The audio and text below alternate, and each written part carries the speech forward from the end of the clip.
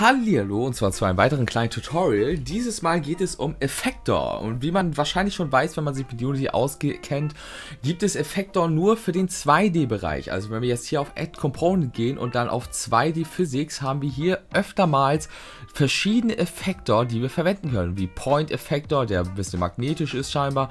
Dann haben wir hier den Surface Effektor und sonstiges. Effektoren sind einfach nur physikalische Updates, die einen Force oder sonstiges errichten. Und dasselbe machen wir auch jetzt nur für 3D. Und das ist ganz simpel gemacht. Wie zum Beispiel habe ich jetzt hier einfach mal einen 3D-Effektor gemacht. Und zwar den Stick-Effektor, wie auch schon die Folge heißt. Also wenn ich jetzt einfach mal hier auf Play drücke, sehen wir, die Kugel rollt einfach los und rollt ganz normal weiter, so wie es sich gehört. Also machen wir ja jetzt einfach mal 1 drauf, spawnen einen neuen Cube und wenn wir jetzt da einen Effektor, den Stick-Effektor drauf haben, sehen wir, oh, er klebt an der Scheibe und so haben wir dann einen Sticky-Effekt, so dass wir dann eine klebende Wand haben, wie wir dann zum Beispiel auch für den Charakter benutzen können, dass er an einer Wand langsam runterrutscht oder etc. Dafür sind die Effektoren gedacht. Warum es die nicht in 3D gibt, weiß ich ehrlich gesagt nicht. Obwohl es so einfach ist zu machen, also es ist wirklich sehr einfach. Ich werde auch noch mehrere Effektor-Folgen machen, dass wir verschiedene Effektoren machen, weil man sollte das nicht in ein Script combinen, sondern lieber in verschiedenen, wie zum Beispiel ein für einen Schwimmeffekt, einer der halt so einen Treiben-Effekt hat und etc., einen der einen Beschleunigungseffekt hat und einen der einen automatischen Sprung-Effekt hat, aber wir beschäftigen uns jetzt dieses Mal mit dem Stick-Effekt, so dass wir diesen simplen Stick-Effekt haben, dass wenn der Ball dagegen rollt mit Physik, der physikalische Körper, er an den Objekt klebt quasi. Und das, wenn wir den auf 0 stellen und ich jetzt wieder einspawne, sehen wir dann auch den Unterschied, dass er dann nicht wirklich klebt, sondern er rollt einfach ganz normal weiter.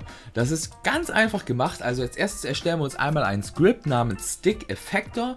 Den können wir auch einfach Stick Effektor 3D nennen, so wie ich es jetzt gemacht habe. Und dann gehen wir einmal rein. Als erstes brauchen wir eine Liste, und zwar einmal eine Private Liste, denn die wollen wir von niemandem anders verändert haben. Also Private List von Rigid Bodies, also den physikalischen Körpern, mit dem wir interagieren. So, Rigid Bodies, und dann erstellen wir eine neue Liste, neue Liste aus Rigid Bodies. Dann brauchen wir einmal als Variable die Stärke des Stickness, also die Stärke der Kraft, wie sie am Kleben ist. Also sagen wir hier einfach Stick, wir können auch einfach sagen Power of Stick. So, und dann haben wir da Power of Stick. So, jetzt nehmen wir einmal, weil wir verwenden ganz normalen Collider dafür, weil wir wollen ja, dass er mit der Wand oder sonst was interagiert, wahrscheinlich eine Wand, vermutlich eine Wand oder auch ein klebriger Untergrund so, und dann sagen wir einfach, er soll mit dem Collider interagieren, also sagen wir einmal on Collider Enter. Da machen wir einmal aus Collision einmal nur ein C, dann können wir schneller schreiben. So, und dann sagen wir ihm einfach nur einmal eine Abfrage, und zwar if c.Rigid Body nicht gleich 0, also hatte der Collider, mit dem wir interagieren, auch wirklich ein Rigid Body, und ist der Rigid Body noch nicht in unserer Liste, ich schreibe den mal um, ich nenne den mal nur Rigs, das geht dann schneller, Rigs, so, und dann können wir einfach sagen, und ist er noch nicht in unserer Update-Liste, Rigs.Contains, davor hauen wir ein Aufrufezeichen. Und dann können wir einfach sagen, wenn der noch nicht drin ist, der Collider, den wir hier gerade haben, Rigid Body, dann füg ihn bitte den Collider hinzu, also rigs.add, und zwar c.Rigid Body, den Rigid Body, den wir updaten wollen. Dann müssen wir ihn natürlich auch wieder raus, also aus der Liste löschen, so dass er wieder rausgeht. Also sagen wir einfach on collision exit. So, bei on collision exit sagen wir dann einfach nur if rigs.contains, nicht count, contains, und zwar dann machen wir hier wieder mal kurz das Collision weg und machen das einfach nur zu einem C, geht schneller, c.Rigid Body. So, und wenn wir da c.Rigid Body haben, sagen wir einfach nur rigs.remove.c.Rigid Body, und dann löschen wir das aus der Liste wieder raus zu den Updaten. So, und wie updaten wir das jetzt? Wir machen das in der Fix-Update-Methode, weil das ja eine physikalische Methode ist. Also wir machen da ja mit Physics Update und dann überprüfen wir einmal, sollen wir überhaupt updaten? Und da fragen wir einfach nur if rigs .count größer als 0. Dann wissen wir ja, da sind Rigid Bodies in der Liste drin, die agieren sollen. Also machen wir dann da ein Update, ein Fix-Update. Und jetzt holen wir erstmal eine Variable.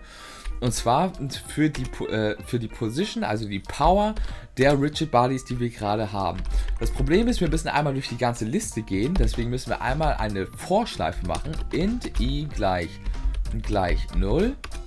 I kleiner gleich rigs.count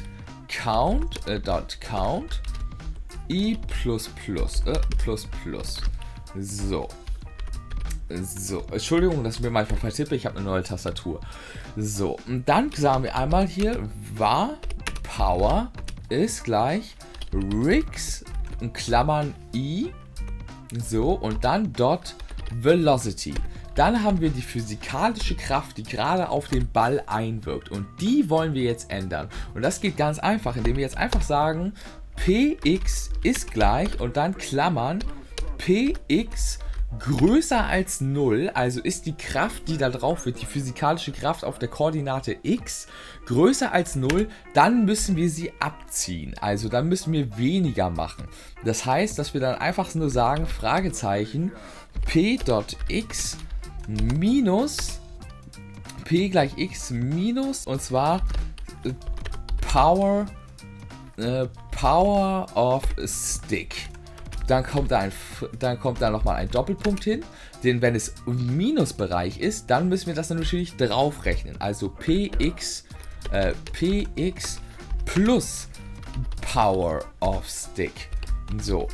Und dann müssen wir das einfach nochmal kopieren. So. Und das machen wir dann für alle drei Koordinaten. Also einmal hier für y, für y und für z.